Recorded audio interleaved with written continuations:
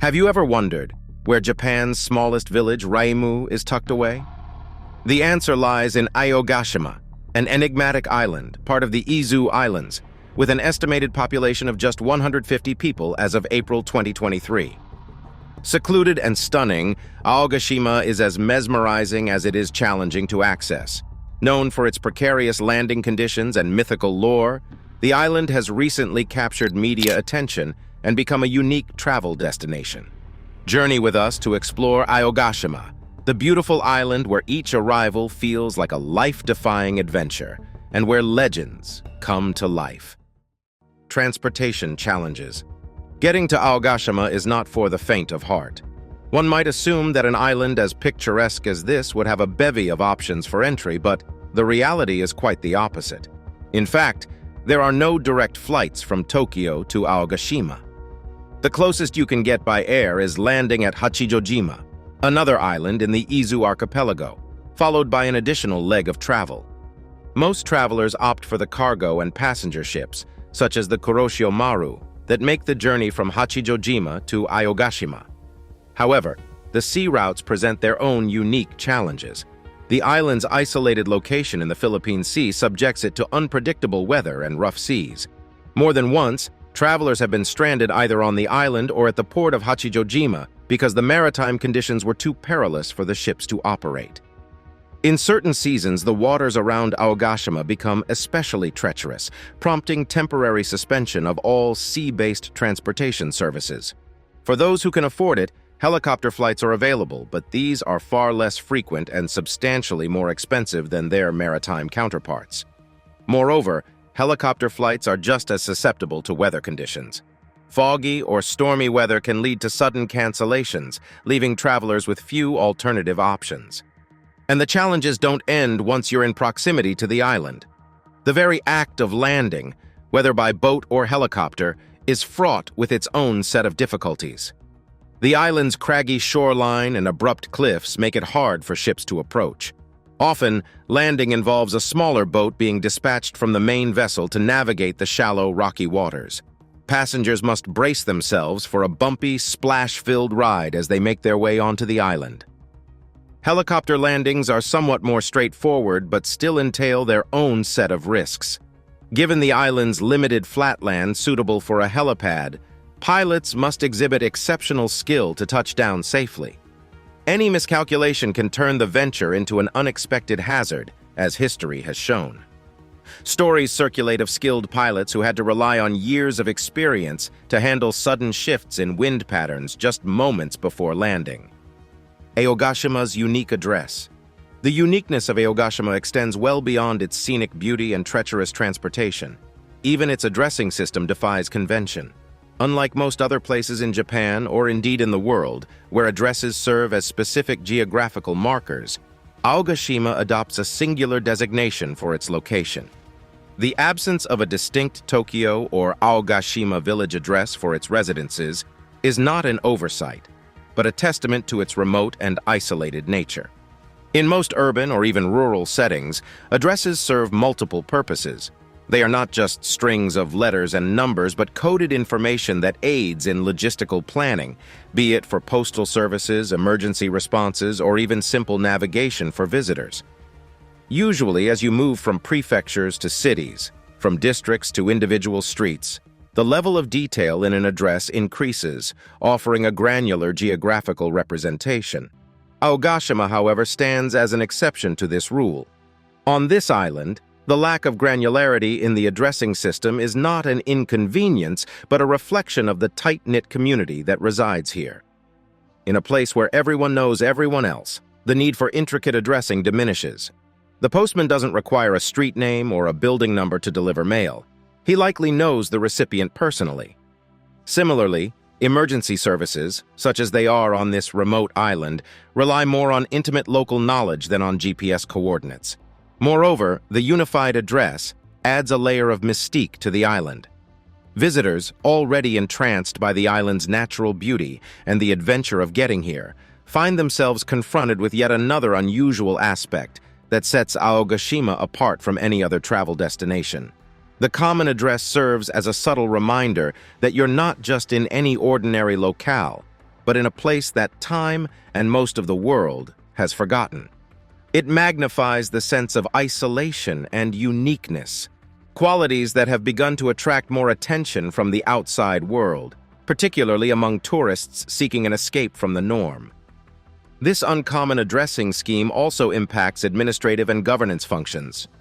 Traditional methods of resource allocation, which often rely on detailed address-based metrics, must adapt to Aogashima's unique conditions. Consequently, both local and mainland administrators have to employ innovative community-based approaches to offer services and maintain governance on the island. These challenges, while taxing, also contribute to a sense of collective identity among the residents. The inhabitants are not just bound by geographical isolation, but also by the distinct methods they must employ to organize their communal life. Accommodations and meals. After surviving the adventurous journey to reach Aogashima, visitors might expect a bustling tourist hub complete with a variety of dining options and accommodation types. However, they would be mistaken. The island, true to its character, offers a limited yet intimate lodging experience that plays a significant role in shaping one's overall impression of the place. Guest houses are the primary choice for accommodations on Aogashima. These establishments provide an authentic, homey environment where the warmth of the hosts rivals the island's own natural beauty. The architectural styles of these guest houses often reflect traditional Japanese designs, made with materials that stand up to the island's variable weather conditions. Tatami mat rooms, sliding doors, and intricate wooden frameworks evoke a sense of simple elegance, transporting visitors into a world far removed from the complexities of modern life. The island's isolation necessitates a unique approach to meals, underscoring another intriguing aspect of life on Aogashima. The absence of restaurants means that dining becomes an integral part of the guesthouse experience. With no menus to peruse or Yelp reviews to consult, meals become an affair of trust and local expertise. Visitors are served 2 meals a night and 3 meals a month, meticulously prepared by the guesthouse owners themselves. The concept may seem novel to travelers used to an abundance of dining options, but it highlights the resourcefulness and self-reliance that are hallmarks of Aogashima's community. Guests dine on an array of locally sourced ingredients. A typical meal might include fish caught in the surrounding waters, meat from local farms, and a variety of vegetables harvested on the island. What makes these meals extraordinary, though, is the touch of geothermal cooking. Aogashima is rich in geothermal energy, and this natural resource is cleverly harnessed to prepare a variety of dishes. From stews to steamed vegetables, the island's geothermal heat adds not just flavor, but a unique story to every meal. As fascinating as the dining experience is, it's not without its challenges. The island's remoteness and the limited number of guest houses mean that food supplies can be scarce. There are no last-minute runs to a nearby convenience store. Everything must be planned and rationed carefully. This situation has led to the cultivation of a culinary culture that is both sustainable and innovative. Food waste is minimal, and every part of an ingredient from fish bones to vegetable peels is utilized in some form or another. Geothermal features and sightseeing. No visit to Aogashima would be complete without experiencing its remarkable geothermal features and the sightseeing opportunities they create. The island itself is a spectacle, a geological marvel formed through volcanic activity that continues to influence its landscape and lifestyle. Perhaps the most extraordinary geological feature is the island's caldera, a large volcanic crater that has given rise to a secondary, smaller volcano within its boundaries. This volcano within a volcano structure presents an awe-inspiring spectacle, epitomizing the island's dramatic origins. The caldera is not merely an aesthetic feature, it's also a functional one. The island taps into the geothermal energy emitted by underground volcanic activity for various uses, the most notable being cooking. Geothermal pots, powered by the Earth's heat, are a common sight, and their use transcends mere novelty. These naturally heated cooking pots are used to prepare a variety of dishes, offering a unique twist to the island's culinary experience. The sensation of eating food cooked by the earth itself adds a mystical quality, making every meal a part of Aogashima's grand narrative. While the geothermal cooking pots capture the imagination, the hot springs and steam vents scattered across the island provide both relaxation and a glimpse into the potent natural forces at play. A dip in these naturally occurring thermal baths can be therapeutic, not just for the body, but also for the soul, especially when framed by the surrounding scenic vistas. Even the steam rising from fissures in the ground contributes to the ethereal atmosphere, casting a misty veil that adds an element of mystery and allure to the landscape. The inner mountain of the island offers yet another layer to Aogashima's allure. Trails crisscross this elevated area, each leading to a viewpoint more stunning than the last.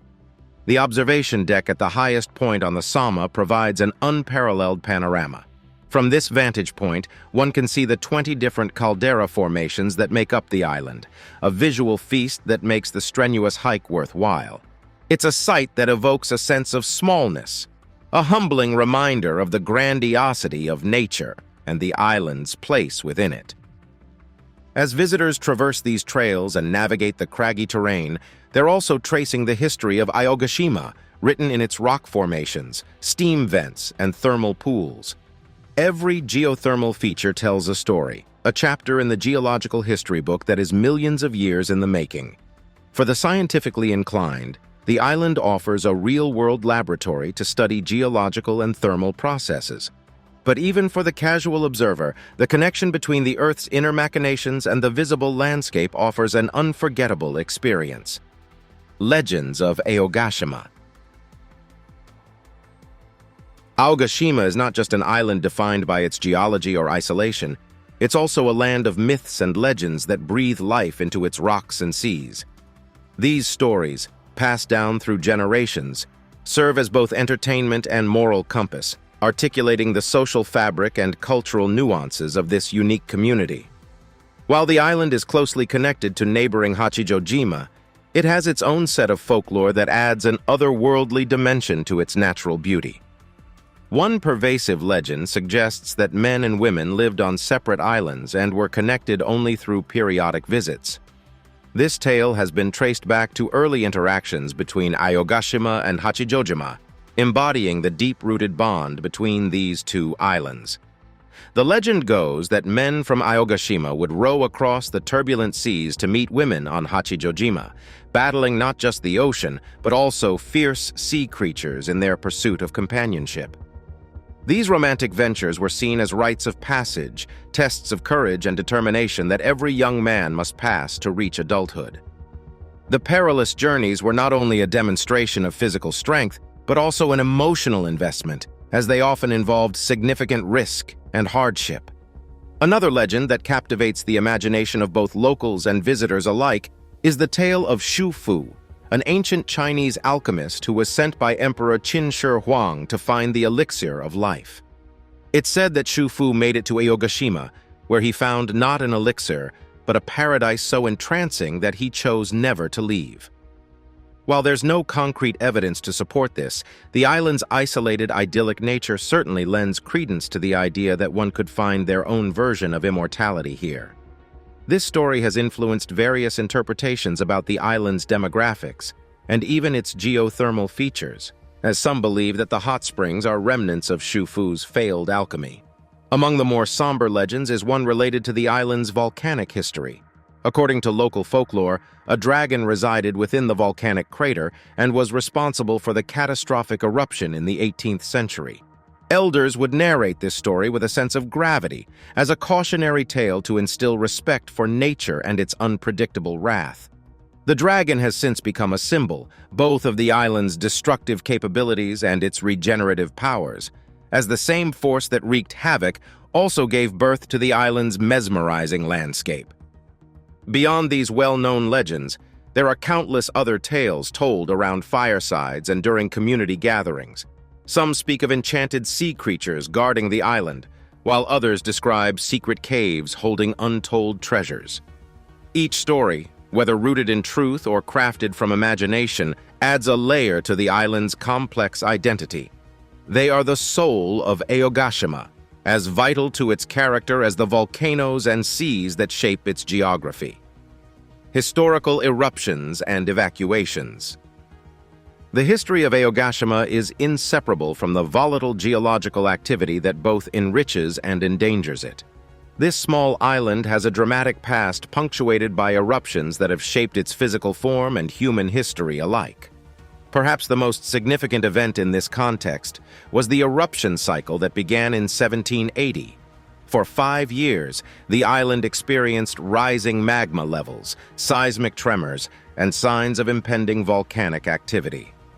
These subtle warnings culminated in a catastrophic eruption in 1785, an event that altered the island's fate and left an indelible mark on its collective memory. The eruption of 1785 was devastating, resulting in loss of life and considerable damage to the island's meager infrastructure. Ash and pyroclastic material filled the air, darkening the sky and poisoning the waters. The rich soil that supported the island's agriculture was rendered infertile, leading to a collapse of the local food system. Forced to reckon with an environment turned hostile, the islanders faced a life-and-death decision: to stay or to flee. Most chose the latter, setting off in small boats towards Haijojima, the closest island and a lifeline in these dire circumstances. The journey to Haijojima was treacherous, as evacuees had to navigate turbulent seas laden with volcanic debris. But even this perilous voyage was a better option than staying behind, as the eruption showed no signs of abating. The hardship didn't end upon reaching Haijojima. The islanders were essentially refugees, forced to start anew in a strange land. Despite these challenges, the community remained intact, preserving their cultural heritage and identity while adapting to their new circumstances. For years, Aogashima remained abandoned, a no-man's land occasionally visited by daring fishermen or explorers, but unfit for sustained human habitation. The process of resettlement took decades, and even then it was fraught with obstacles. The first settlers had to contend with not just an inhospitable landscape, but also a burgeoning rat infestation, another unwelcome outcome of the eruption. It took a well-coordinated effort, spearheaded by community leaders like Sasaki Jirotauyu, to reclaim the land from nature's grip. Over time, infrastructure was rebuilt, agriculture was revitalized, and a sense of normalcy returned. This journey from devastation to recovery is a testament to the resilience and adaptability of the islanders. Their response to the 1785 eruption became a blueprint for handling subsequent geological threats. Emergency protocols were developed, evacuation routes mapped, and community drills organized to ensure that history would not repeat itself. These measures have been effective so far. While the island continues to experience minor geological activity, there has been no event comparable to the disaster of the 18th century. Recovery and challenges. The path to recovery for Aogashima after the devastating eruption of 1785 was long and fraught with difficulties, yet it stands as a powerful testament to human resilience and community spirit. Over the decades following the catastrophe, a few brave families chose to return to the island, facing the Herculean task of rebuilding their lives on a landscape scarred by nature's fury. Their journey was not merely about reconstructing physical spaces. It was about restoring a sense of community and dignity, elements essential for human existence, yet often taken for granted. One of the most remarkable figures in Aogashima's recovery was Sasaki Jirotauyu, a community leader whose vision and leadership played a pivotal role in shaping the island's future. Sasaki didn't just focus on short-term solutions or immediate relief. He implemented a comprehensive plan that looked at long-term sustainability, tackling everything from infrastructure to social systems. This included rebuilding homes to be more resilient to future eruptions, designing an agriculture system that could flourish in the island's unique soil, and even devising a strategy to deal with the rat infestation that had become a significant problem in the years of abandonment. The island's return to normalcy didn't mean the end of challenges. In fact, as Aogashima found its footing, new hurdles arose, often in the form of economic pressures. With limited natural resources and a small population, sustainability became an ongoing concern. Importing necessities from mainland Japan or nearby islands was expensive and subject to the whims of weather and sea conditions. Self-sufficiency became a buzzword, but achieving it was far from straightforward. locals turned to creative solutions, leveraging the island's geothermal energy for cooking and heating, for instance, which not only reduced reliance on external supplies, but also added a unique character to the island's lifestyle. The rise in tourism offered both opportunities and challenges. While the influx of visitors provided a much-needed economic boost, it also raised questions about environmental impact and cultural preservation. Islanders had to grapple with a double-edged sword. Welcoming outsiders brought in revenue, but also required a delicate balancing act to ensure that the island's ecological and cultural integrity remained intact. Infrastructure had to be developed to accommodate tourists, but every new construction came with its own set of environmental considerations. Moreover, the media attention that tourism generated had to be managed carefully to avoid turning the island into a mere spectacle, a task that necessitated community involvement and awareness. Then there's the ongoing threat of geological activity. Though not as dramatic as the events of the 18th century, periodic tremors and changes in geothermal activity serve as stark reminders of the island's precarious position. This has led to a heightened sense of awareness and preparation among the locals. Evacuation plans are reviewed periodically, drills are conducted to keep the community prepared, and constant monitoring of geological data ensures that any signs of increased activity are taken seriously. Living on Aogashima is a study in contrasts. On one hand, it offers an idyllic, almost utopian existence far removed from the hustle and bustle of modern life. On the other, it demands a constant vigilance, a readiness to adapt and evolve in the face of nature's unpredictable temperament. The story of the island's recovery is not just a chronicle of overcoming past hardships, but a lesson in navigating the complex, ever-shifting challenges that continue to shape its present and future. The connection with Haijojima. The story of Aogashima is not merely its own, but intricately woven into the fabric of its neighboring island, Haijojima. Located relatively close in the Izu archipelago, Haijojima has played a pivotal role in Aogashima's history, acting both as a savior and a partner in its multifaceted journey. The relationship between these two islands goes beyond geographical proximity. It is a complex interplay of economics, culture, and shared challenges that has shaped the destinies of their respective communities. The most dramatic illustration of this symbiotic relationship occurred in the aftermath of Aogashima's devastating eruption in 1785. Haijojima became a sanctuary for evacuees, offering shelter and a semblance of stability when their home island was consumed by geological turmoil. But this act of refuge was not just a momentary kindness. It marked the beginning of a lasting connection, as many Aogashima islanders chose to remain on Haijojima, integrating into the local community and contributing to its social and economic fabric. In the long years that followed, as Aogashima gradually recovered and rebuilt, Haijojima remained an essential partner. The islands engaged in mutual trade, often facilitated by fishing boats that navigated the challenging waters between them. Goods, ranging from fish to craft items, flowed both ways, but more importantly, so did ideas and skills. Fishermen from Haijojima helped Aogashima develop its own fishing industry, while Aogashima's geothermal techniques found applications in Haijojima's spas and hot springs. This sharing of knowledge and resources underscored the interdependence that had evolved, turning a relationship born out of emergency into a strategic alliance. The contemporary era has added new dimensions to this connection. The rise of tourism on Aogashima, in particular, has been deeply influenced by its link to Haijojima. Most tourists arrive at Aogashima via Haijojima, whether by boat or the less frequent but quicker helicopter services. This route not only makes Haijojima a gateway to its smaller neighbor, but also benefits its own local economy, as many tourists opt to spend time exploring both islands. The dual tourism dynamic has led to joint marketing initiatives and collaborative programs, such as package tours and cultural festivals that celebrate the unique attributes of each island. However, the relationship is not without its strains. The increase in tourism places pressure on limited transportation resources, an issue that impacts daily life on both islands.